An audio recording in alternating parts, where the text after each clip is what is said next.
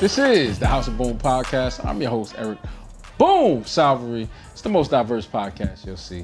Today, we have the world's most renowned, most traveled, this brother is just everywhere. Every time I look, he's in Panama. He's meditating on the top of Runyon Canyon or something like that. Today, I have Tyrone Daye. He's like one of the top yoga trainers in New Jersey. I don't want to say yoga trainer. He is, I guess, the beast, if you want to call him that. It's nothing that he can't do. One day, like I said, you might see him meditating on Runyon Canyon. The next day, he's chilling with Shaq. Like, I'm like, what, bro? So, what's going on, bro? How you feeling today? Oh, man, I'm blessed, bro, man. Every day on this earth is a blessing. I'm just living on my purpose right now, bro. What is your purpose? Let's talk about that. My purpose is just not healing myself, but healing communities, man. Traveling around the world, just talking about my journey and my story and hoping I can uplift others that's in these spaces and knowing that they're not alone within this space and, just constantly just building, but the primary objective is take care of the city that I came from. So I'm always thankful to do that. And just so anybody who doesn't know, what city did you come from? Oh man, I'm born and raised in Northbrook City, baby. You already know how we do out here. That's what it is. So you said you'd like to share your story and just in the hope to uplift the community. So let's talk about that. What's your story? Just how I found yoga.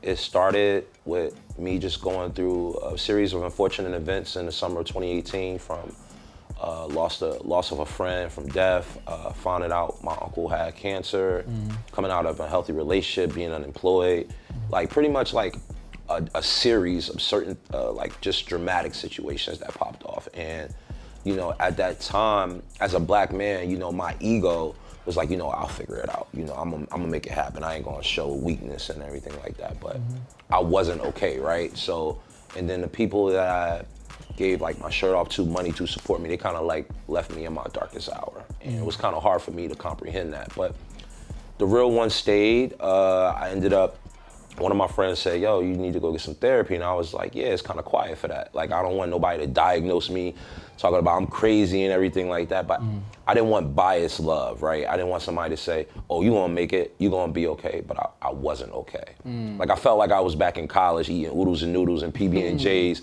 just to sit there and pay rent, my car note, bills and everything like that. But I checked into therapy, and actually that was the best decision of my life that I made. Now, when you say checked in, right, you mean you actually spent some time away, or was it just you signed up for some sessions and did it in that way? Oh man, I was 100% in.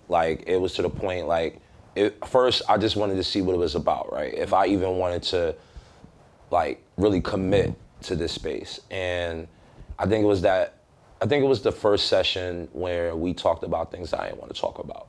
So I was always thinking it was just about that summer, but in reality I had childhood trauma that I didn't know about, and I didn't want to talk about that.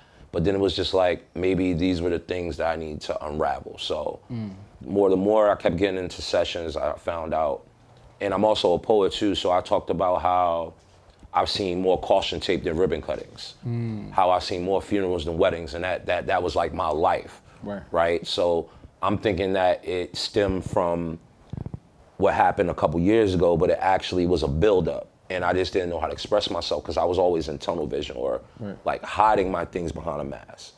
And now it's so funny you talk about me on the mountains and everything, because the first thing I got was meditation. I love hiking, I love being in nature, and I have these things that I call my walk with God. So I just walk in the park and just be talking to God, I know me and him have great communication. And I don't care if anybody think I'm crazy, talking out loud. I'm yo, he hears me. You feel me? That's interesting. Before we did this episode, I was hanging out with a friend, and she was telling me, she's like, yo, what do you do in regards to self-care? And I was like, you know what? I had to think about it, and I was like, well, I used to do more, but it's lately I haven't done as much. But then I started it, and I said, it's funny. It's in a roundabout way. This is how it came about. So Saturday, I told you I was coming to the park. To check out the yoga in the park or something he does, and I couldn't find you. I was like, I know you said it was about the cathedral, whatever. And so I was sitting there and I'm just walking through And I was like, I've never actually just walked through Branchbrook Park. Everybody has driven through Branchbrook Park. So I've never actually just walked through that joint and just went. And I think I walked halfway up until almost to that next bridge or something like that. So I parked by the cathedral, like literally the entrance. And I walked down a little path and I walked all the way up by that first little gazebo. Then there's the lake and then you walk all the way down. And I was like, all right, that's far enough. And it started raining. And so then I was like, all right, now it's time to, it was sprinkles though. It wasn't like hard rain. But and it was kind of dope because even if it started raining hard, there was a lot of trees in that area. So I was still covered. Yeah. And then I walked back and then it was like a bridge. And I know what you can walk under the bridge or you can go right back up to the car. And I was like, nah. It's like, do something adventurous, walk under the bridge. Hopefully you find a troll or maybe a pot of gold or something like that. But I walked up and then I walked back around. I was like, hey, I didn't find them, but that was worth my time. Yeah. Just to have that moment, like literally, like Branchbrook Park is right there. It's always been there, and it's like, how could I live this long in Jersey and not have walked through there? So Yeah. And then even today when we were coming in, I said something out loud, and then you said, what was that? I said, nah, I was just talking to God real quick out loud. He was like, y'all do that all the time. So Yeah. it's dope that, these moments happen. I mean, that's alignment, right? I feel like, and that goes back to even when you was just giving me the dialogue about my journey. Like sometimes, well, not even sometimes, it's like, the divine puts you around the right people at the right time. Right. And so you got to remember, some people are seasonal. Right. Some people are not meant to be on your journey. And I guess that even coincides with therapy. It's like, I needed to take this journey by myself. I didn't need anyone else but me. I needed to know what self-care was, self-love was. And then it kind of just matriculated within the new year. And that's kind of like how I found yoga. My first class was a hot yoga class, and I tell everybody, don't let your first class be a hot yoga class. Like, I felt like I sweated out a whole person, smelled like nothing but steam and aloe vera in there. I was just, and eucalyptus oil. I was just like, oh man, this ain't for me. But I felt like I didn't belong at a time because I was the only black person in there, right? And was more white dominant. And no disrespect to any other ethnic background, but it was, I just didn't know if it was for me. But it was in that time in Savasana that is our meditation piece, and that was the first time I was actually present. I never been present in my whole life until I stepped on that mat. So I actually thank my friend that told me to come to that yoga class, because that kind of like changed the narrative of my life. And I started taking it more seriously and just started adapting to it. So it was kickboxing, it was going to the gym, and then it was yoga. But then yoga took over kickboxing because it was just like, I felt like me just hitting the bag. That was just releasing frustration and negative energy for like a mustard seed worth of time. Right. But yoga was more like, if I really wanted peace, like I could just step on my mat. You talked about something that's important, and you talked about being a black person, more so even a black male in this yoga space. Can you really just talk about that a little bit? Well, think about it like this. Like, think about how we grew up. Like, nobody wasn't knocking on our door talking about we had yoga and meditation for sale. It was basketball, football, track, go to class, gang affiliation. Like, right. It was that was it. Like, there wasn't no after school programs that was helping like with mental health or anything that was focused on self-care and self-love. So finding this, it was different. It was something that I was unfamiliar with. And then it's funny you say that, because when my teacher, my guru at the time, she was like, hey, you're pretty good. You should think about becoming a yoga teacher. And I was just like, yeah, black men don't do no yoga around my neighborhood. Like, I was like, I don't want my boys to be thinking like, oh, this guy's always on his head, or he wearing certain clothes, and like, why is he doing this? But then I think about it, I didn't really care at that time anymore, because I found me. And then also I felt like, if I found peace and I found a space of like upliftment, that might be able to help people in my neighborhood. So it was not even a problem. It was just a solution that needed to be held. And then from there, I guess COVID came at the right time. I went back to school and ended up being a part of a yoga teacher training. And then after that, I became the first black male yoga teacher in the city. And I never looked back from that. A lot of people took up the story, ended up being part of an organization called Black Boys Own, which is out of Atlanta, which is a male yogi ambassadorship program. And come to find out, there were other black men or men of color like me that were from rough neighborhoods, that were from broken homes and shelters, or had a lot of trials and tribulations in their life, right? But the thing about it is, it was like it was a judge-free zone. It was a safe space created for black men at that time. You know, this podcast, like I said, we're just the most diverse podcast you'll see. But one thing, yoga's for everybody. Facts. However, 100%. we're in that vein. So, what are some of your top benefits of yoga for black men and boys? Well, for everybody now. I just want to be clear, but I just want to stay in that space. Well, yeah. I mean, just within men, period, right? Like, we don't stretch the way that we're supposed to. Like, we're always having lower back spasms, or we're always on concrete, so we have chronic knees, and that's how we always end up having like torn meniscus or calf injuries or ankle injuries and stuff like that. Learning about mobility and stretch therapy work, that's what yoga brings, right? Like, I haven't been this flexible in my whole life, and I used to play basketball, I used to run track, but the thing about it is, it's more of a mental piece though, right? Like, we all think that yoga is just about stretching. No, 75% of yoga is mental.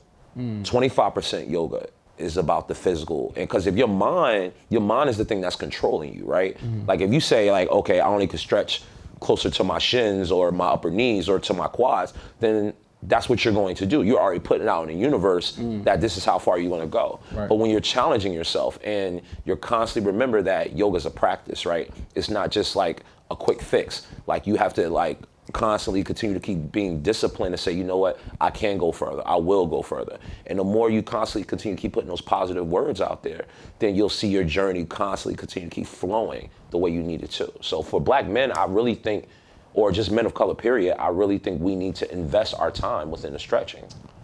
You know what my favorite part of yoga is? What? When I'm done yoga. When I'm sitting on the mat and they be like, yo, go ahead and meditate.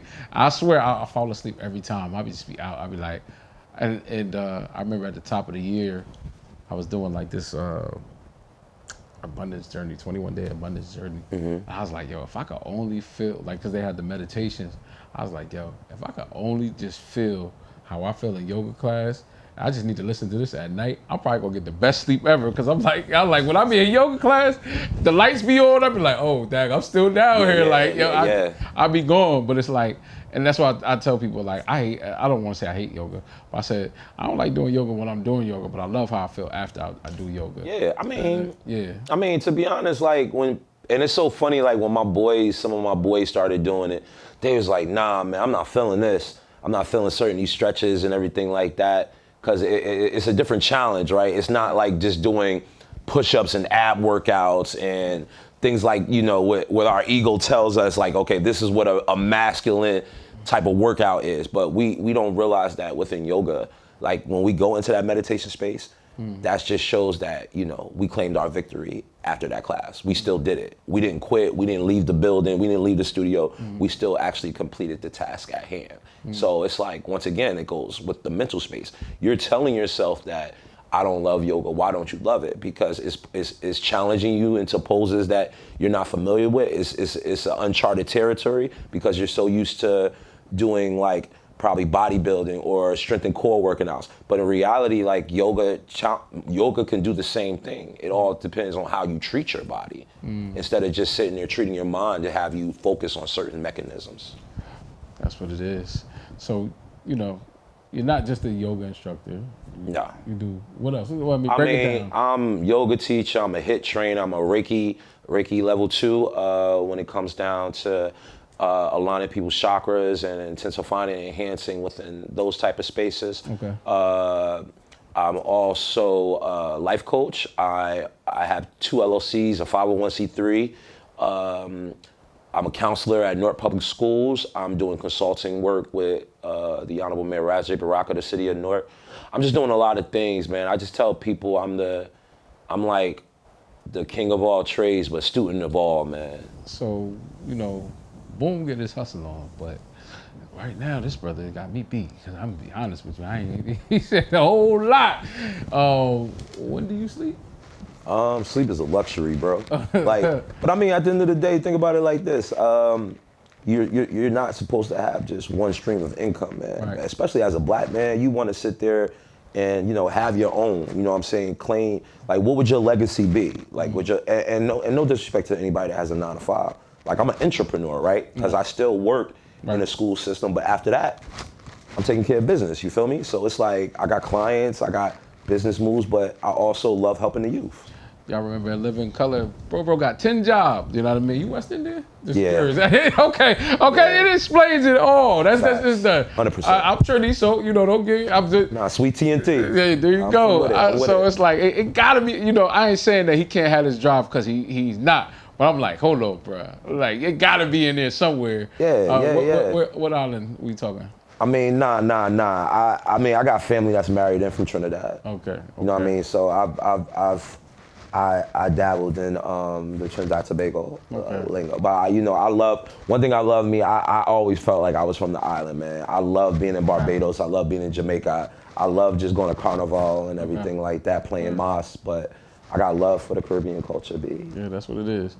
I mean, one thing I like, and I said, like, because it's been, I've been trying to get this brother on for a minute, you know what I mean? But it's just, as y'all can hear how busy he is, like literally, one time I'm like, he's like, yeah, I'm going to be, the next thing, he's like, I'm going to be around, and then the next thing I know, I'm like, yo, bro, we're in Panama right now, like, what? And he's like, yo, he's over here, like, how do you balance all that stuff out?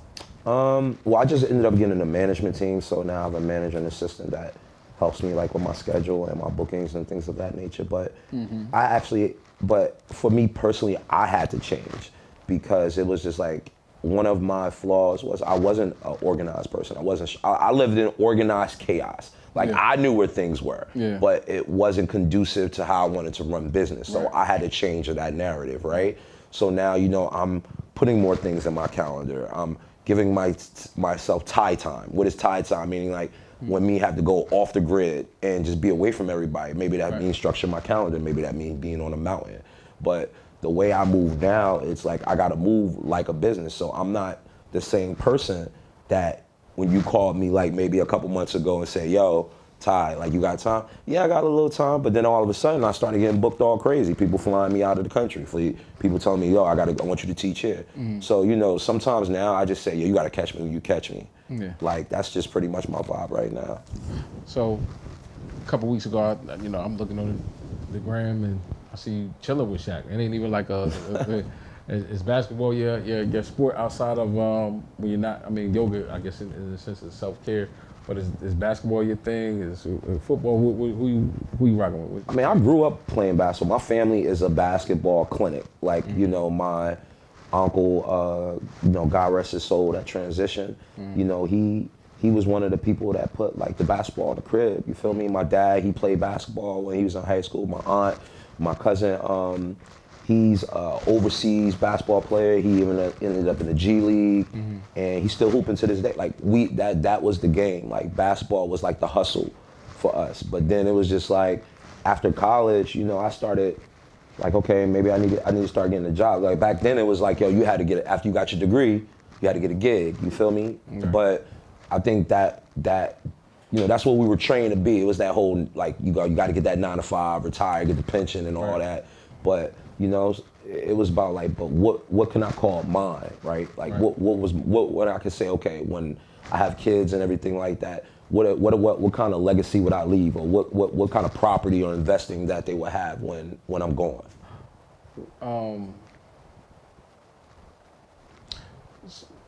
With that being said, I was just thinking about the investment property. Again, I'll go back to the Shaq thing. What is he like in your experience with him? And are you getting roped into some of the initiatives that he's doing in North? Yeah, man, Shaq's my fraternity brother, so I'm a member of Omega Psi Phi Fraternity Incorporated. So me and him, I've known Shaq since he opened up his Cityplex, his movie theater on Springfield Avenue. Okay. That's the first time I met him. And then he came to me, I felt kind of offended that I had to look up to him and whatever that. Let me cut in right there. So my boy, shout out to Scoop B, 2014, we were in New Orleans, and we were at this the Shaq's mother's brunch. Yeah. We got invited to that, and he has a great relationship with Shaq now. But it's kind of all kind of started there, and I took a picture of him. Now Scoop is about 6'3", 6'4". You met Scoop. Remember when we did the luncheon? Let Go with thing. He hosted it. Where was it at? Nicole Bradley. It was in the Okay. I know Remember exactly. dude that hosted it. So you know how tall he is. Yeah. So he's standing next to Shaq, and I took a picture. I had to stand on a chair to take a good picture of him looking up because I'm like, yo. Right. So when I say I understand, bro, I was like, and he keeps it on his profile. I'm like, yo, that's crazy. I was like, he make him look short. He's a pretty tall guy. And I'm like, I really literally had to stand on the chair just to get that like that eye level thing. I mean, yo, I'm 6'1", you feel me? Yeah. But it's just like standing in the Shack, man.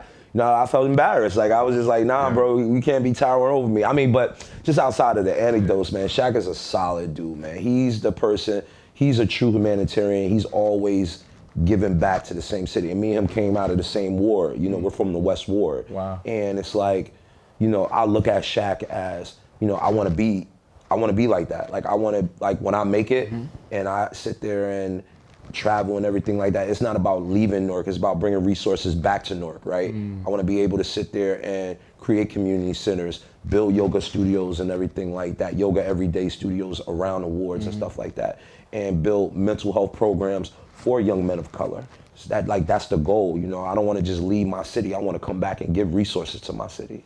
Have you ever thought about, like, seeing that you operate in this space, have you ever just thought about creating, I feel like every room, like you said, you have the meditation initiatives going on in the school.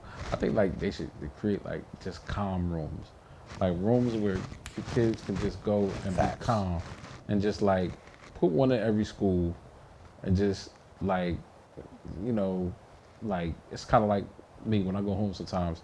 Like I said, I'll put different things on if I'm about to go to sleep. Sometimes I'll just put on the meditation music and just allow my mind to drift. You know what I mean? And I feel like I'm in that yoga class. And I was like, yo, what if these kids that are so rambunctious and all that, and just instead of, I don't know, suspending them and all that, just go to the calm room for a little bit and just chill out for a little bit. It's so funny you say that because my office room is the calm room. Right. Like, so when kids, when students want to sit there and lead their class talking about, oh man, I'm about to curse out my teacher, or this person Aggie, or I'm about to sit there and fight, they be like, yo, Mr. Ty, may I come to your office and just meditate or just breathe?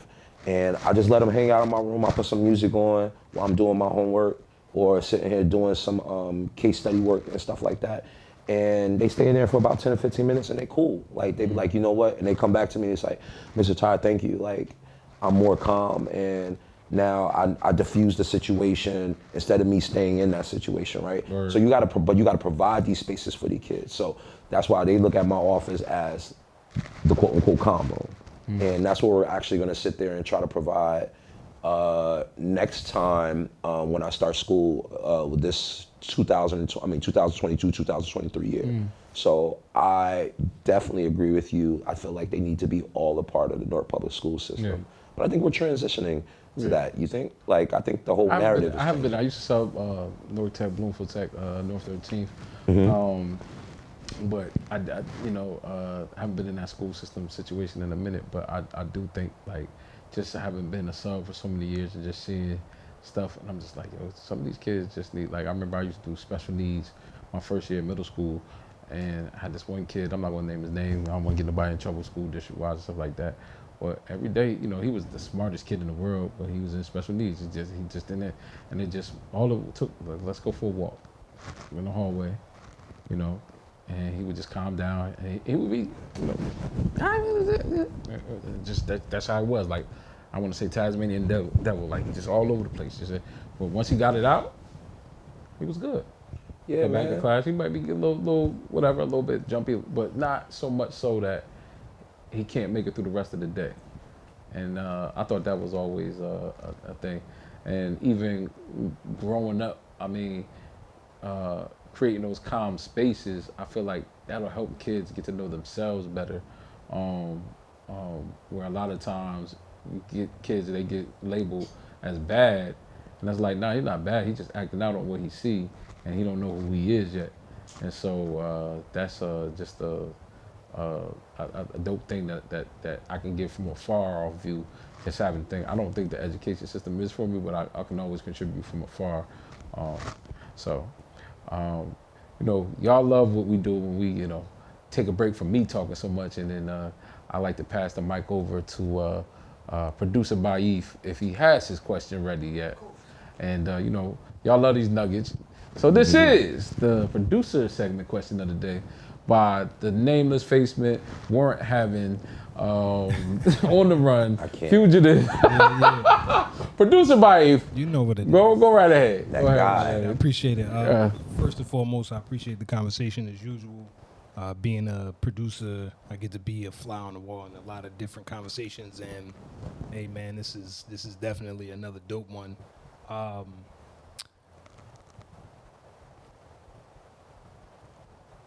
As a person who is into what you're into, as far as yoga, entrepreneurship, bossing up, so forth and so on, if you had the opportunity, all expenses paid, so forth and so on, I don't know, 20, 25 kids, what's the, I guess, number one place you would take them to expose them to an experience that is not only enriching, but something that's memorable as well as awe-inspiring as well? Oh man, that's a good question. I've been a lot of places, man. I think I would probably take them to Panama, man. I spent a lot of time out in Panama in Central America, and it was this place. So we went from the Pacific Ocean to the Atlantic Ocean, and it was this place called Colón.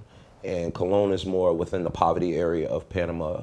And, I even say these in my classes all the time. When I was out there, like, you had kids that were like probably between 11 and 15. They out on dirt roads, sitting there wearing cultural clothing, sitting there dancing, sitting there like, doing their array of talent. But they were doing that was because they needed to get that money to help their parents have a place to stay or have food on the table.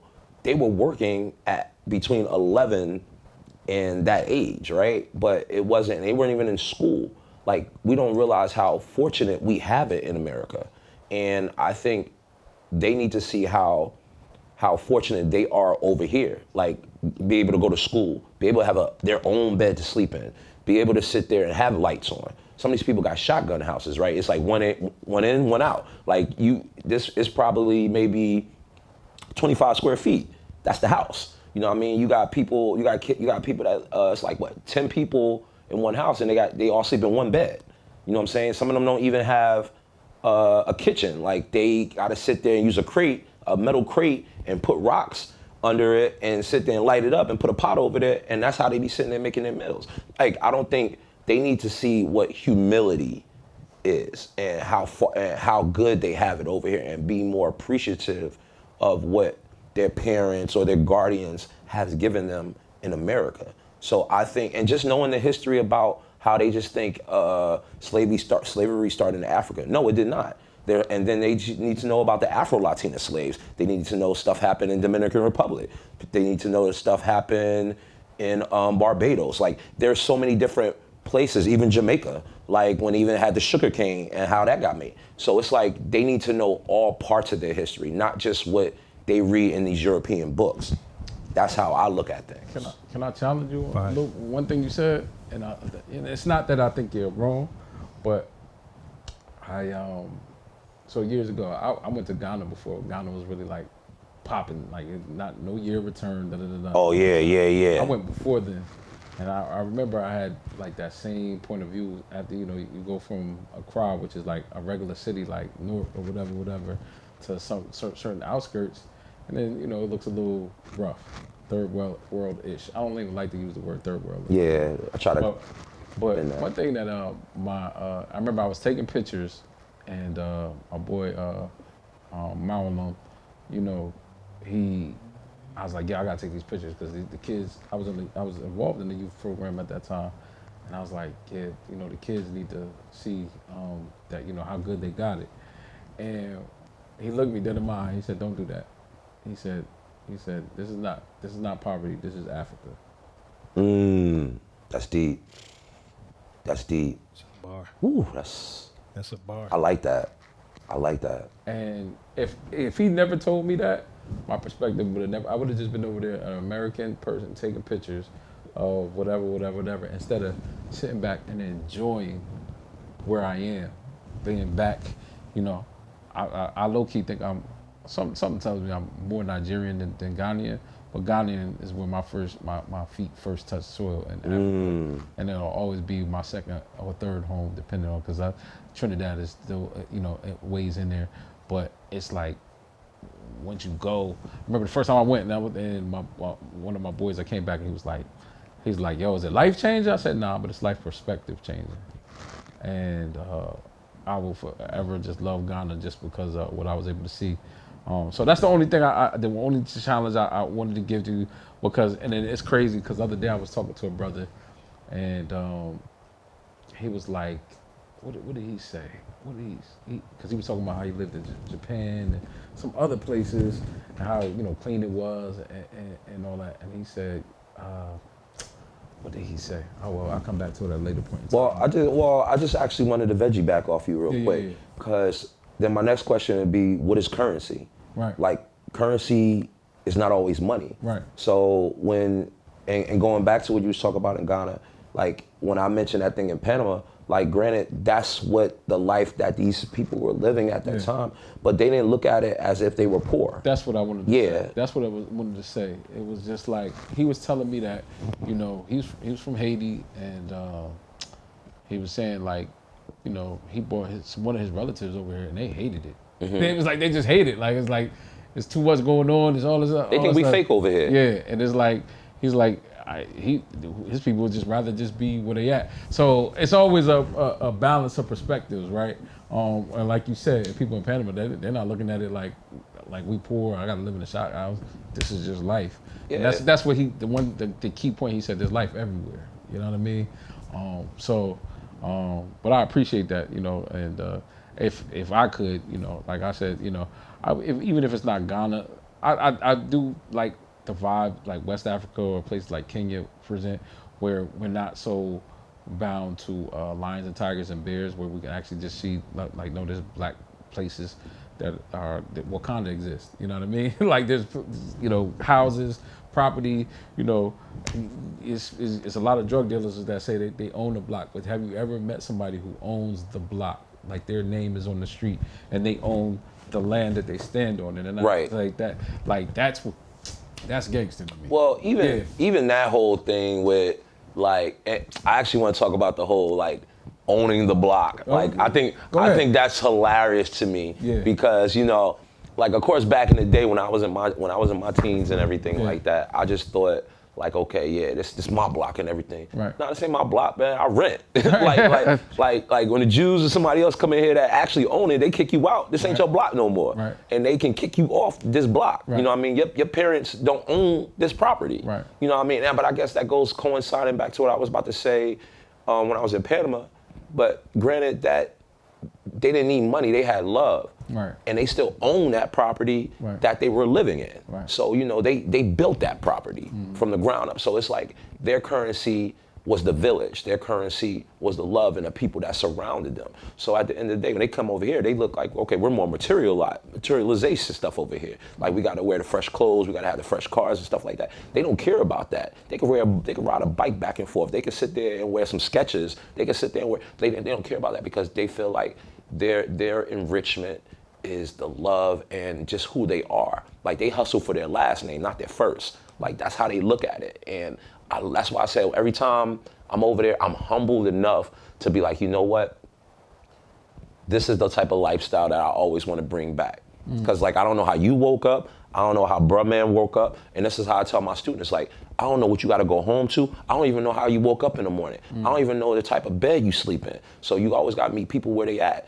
And when you start calling yourself a motivational speaker or you sit there and speak, you can't just be speaking to these, like they gotta feel you, because you know a lot of people like just taking pictures with kids, like yo, let's do it for the gram, and then they never see you again. Like what is your consistency, right? Like if you're from this neighborhood, then you need to be treating like you're from this neighborhood. Right. And then this whole, and even with the gangs and stuff like that, or people that are gang affiliated, like we need to get them in the mindset, like if you really want to own this property, then you need to work for this property. You need to invest in this property. You don't have to sit there and steal. You don't have to sit there and just sell on this block. How about you sit there and start looking at foreclosing? How about you sit there and get into the, I think it's called the NIAC, the NAC. I don't know if I'm saying it correctly. Right. When it comes down to finding out how you own your own home. You know what I'm saying? So maybe we need to sit there and have these programs for these people that feel like, oh, that they got a background check or they can't get a job, and sit there and provide ways so they can own their own LLC. There's ways to always get money for us, but we're not sitting, we're leaving our neighborhoods and forgetting where we came from. So these people say, you know what? This is my neighborhood now, because the people that are making these six figures, they never came back and gave me the blueprint. So it's like, you know, are you really a humanitarian because you left your neighborhood, you live in a fancy house and everything like that, and then you just donate when you want to? But are you coming back for the same neighborhood that you came from, actually taking care of these young black boys that used to be like you? You know what I'm saying? Some of these kids are lost because they don't have that mentorship, and they don't have that person that came back in the neighborhood to show them the gameplay to how to get there. You know, it's funny when you talk about that. I feel like you're always going to encounter a version of your past self in the new generation. Of course. And I agree. I feel like it's like I am never hesitant. I don't do like the youth programs like I used to do and all that other stuff, you know. But I am never hesitant to. Remember one time, I was, you know, a kid. Where I live now, my high school is like directly, it's like a straight shot from my house to my old high school. And I remember seeing this kid coming from the high school, had his pants sagging, and I said, bro, I was like, yo, just pull your pants up. And he said, word, mister? I was like, just pull it up, man. I said, don't ain't nobody gonna tell you that, it don't look good. I'm not even coming at you, And not to say that I was a saggy pants dude. I was like, and then he thanked me. He's like, yo, I appreciate that though. And you like, damn, like, all right, bro, like, and it's always somebody, either a past version of yourself or past situation, that exact situation. So it's really just about preparing yourself to give back, because it's gonna happen again. And I'll say this, I was talking to my mentor the other day, right? And one time I got in a fight, and I was technically defending myself, but I knocked the dude out. And I'm talking about knocked the dude out like he was on the ground. I saw the little birds flying around his head, and I got in trouble. I can't. I got Get him off the mic, yo. No, listen. Get him off the mic, man. Listen. So, got in trouble. Ended up having to go to the police station. I didn't get like arrested. I did get processed, but not arrested. Then I had to have a court date and all that other stuff. So I remember I told my mentor, you know, what happened. And he showed up in the full priest veil. It was like civil, so it was like no lawyers or anything like that. Yeah. But he showed up in a full priest veil, like with the collar and all that stuff. And so the judge is just looking.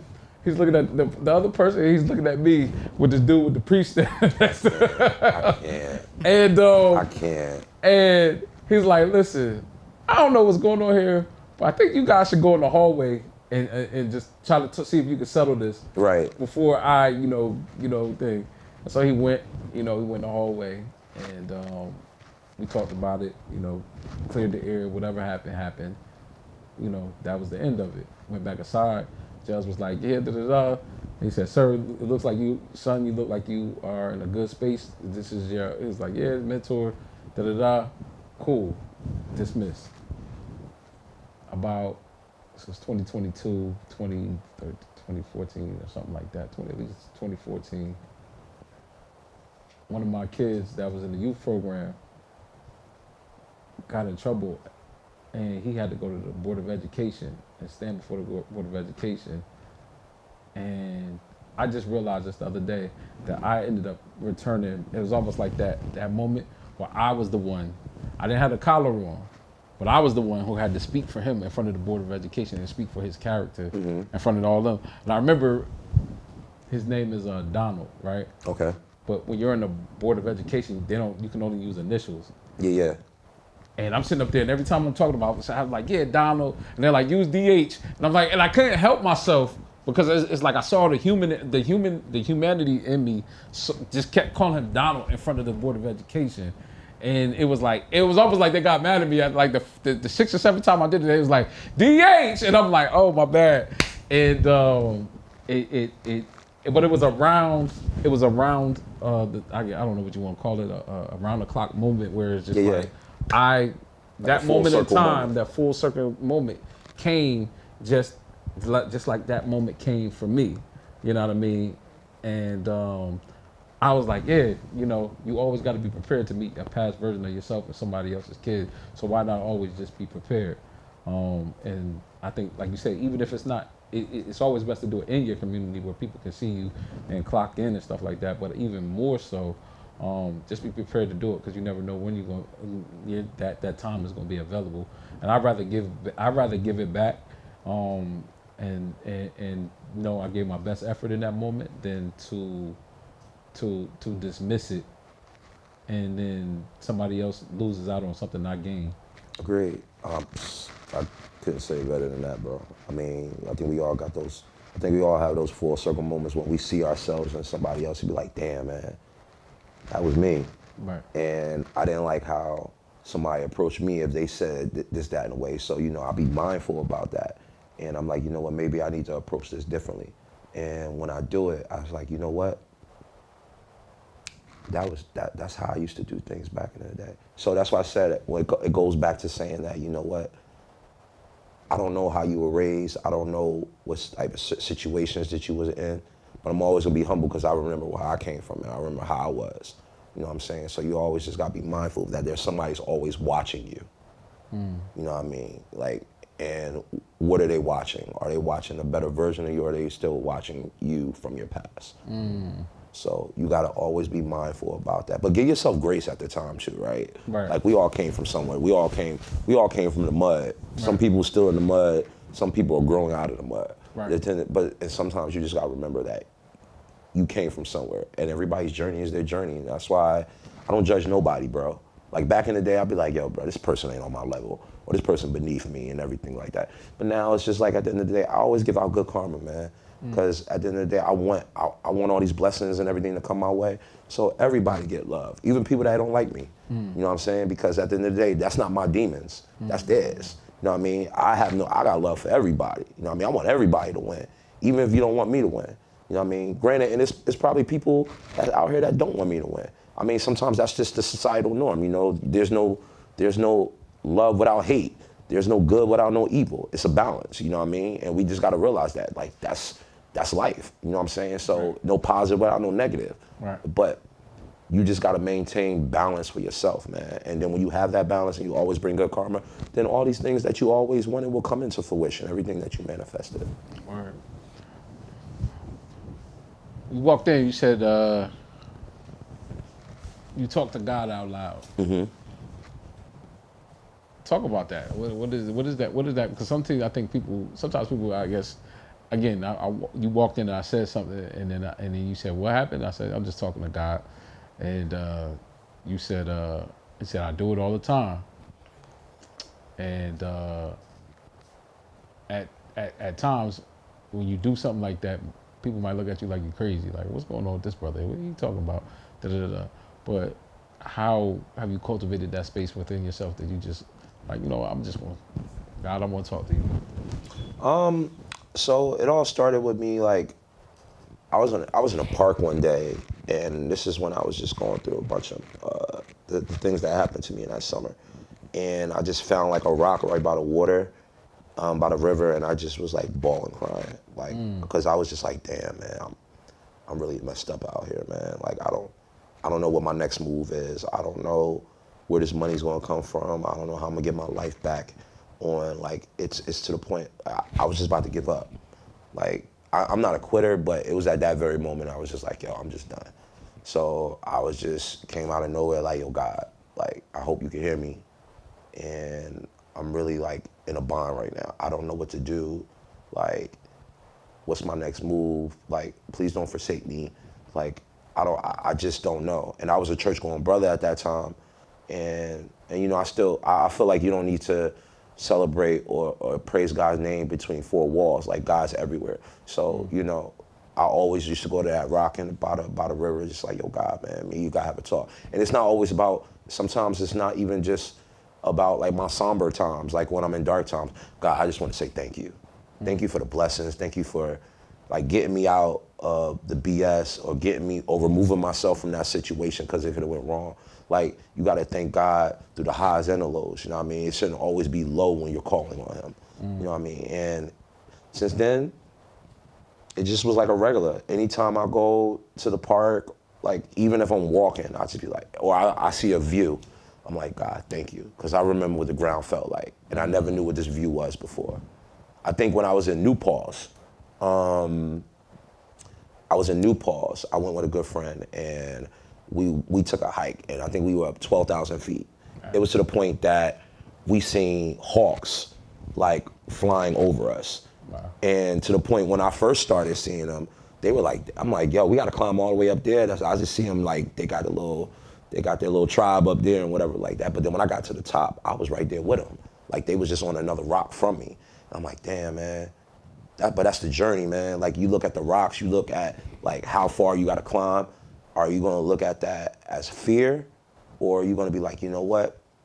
I can make it up there. But I think it's two types of fears, right? You could fear everything and run, or face everything and rise. So I'm somebody that's gonna face my fears all the time. And when I got up there, I said, God, thank you. Not just for this view, but me being able to come here and experience this. So, you know, I thank him all the time, man. Like, if it wasn't for him, I wouldn't be in a space that I'm in today. And I know more blessings are coming. He's just preparing me to receive these blessings right now. Word. What's next for you? Man, I don't know, man. Just, yo, it's crazy. I had this conversation with myself a couple days ago. Like, you know, after doing something with Nike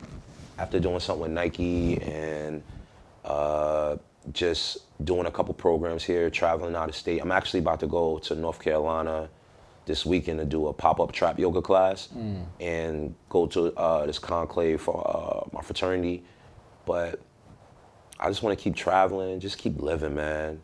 Like, I don't even put a cap on or put an expectation on anything now, because certain things that came in my life, I didn't even expect it to come. Like, I didn't even know that I was on this echelon to even receive this.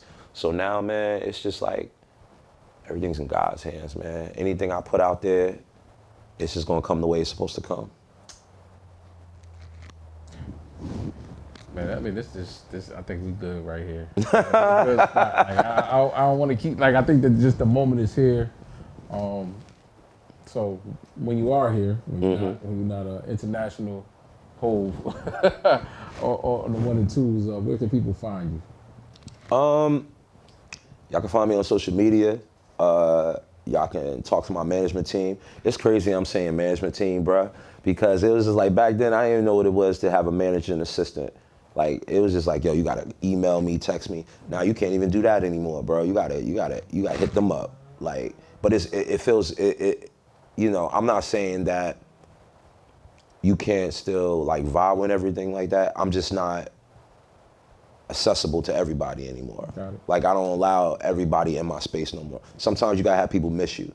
Right. Like, sometimes you just gotta be off the grid. You know what I'm saying? People wanna find you, they know how to find you. Right. But my mind, I'm just focused, bro. Like, I haven't been this focused in a very long time. And the thing about it is how we started the episode talk about like the 10 jobs and everything like that.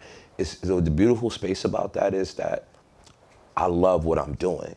I'm not just working because I gotta work. I'm doing it because I love doing what I'm doing. Because I'm not only helping people like find their higher selves, but I'm helping myself at the same time.